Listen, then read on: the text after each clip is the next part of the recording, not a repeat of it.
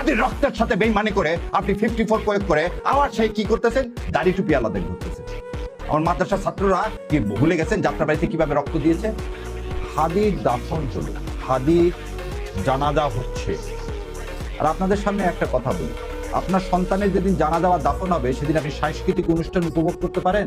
একজন সাংবাদিক তিনি চ্যানেল 24-এ বললেন কি, আমি সাংস্কৃতিক অনুষ্ঠান উপভোগ করছিলাম, যখন শুনলাম প্রথম আলো এবং ডেইলি স্টারে আগুন দেওয়া হয়েছে আমার গা শিহরিত হয়েছে।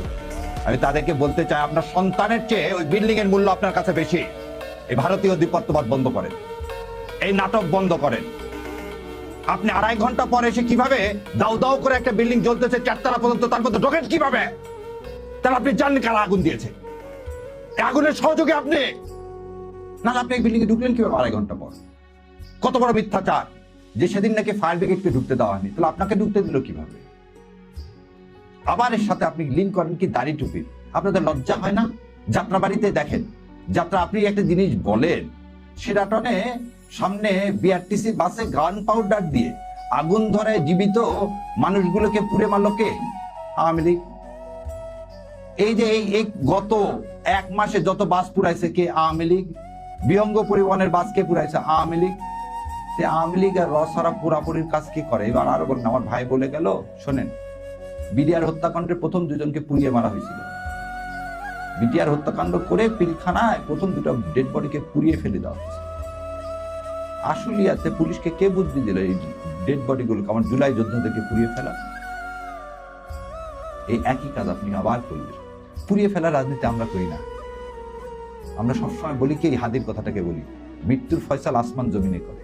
সেই জন্য আমরা সবসময় বুক পেতে ঘুরে বেড়াচ্ছি। আমরা কাউকে মেরে কোনো ইস্যু তৈরি করতে চাই না। আর আপনার এই ইস্যুগুলো কেন? যখনই হাদির কি ছিল? হাদির একটা আহ্বান ছিল। কি আহ্বান? যে ভারতীয় আধিপত্যবাদ থেকে মুক্তি। সেটাকে এই নুরুল কবির সাহেব কি বলেন, উনি ধর্মভিত্তিক কি দেশ, ধর্মভিত্তিক শাসন ব্যবস্থা কায়েম করতে চান।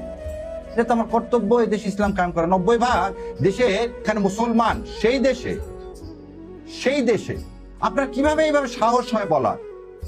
আপনি একবারও তো বললেন না, যখন আওয়ামী লীগ এসে এই সংবিধান থেকে বিসমিল্লাহির রহমানির রহিম, আল্লাহর উপর পূর্ণ আস্থা ও বিশ্বাস এগুলো তুলে দিলেন, তখন মুখে কুলি পাতলেন।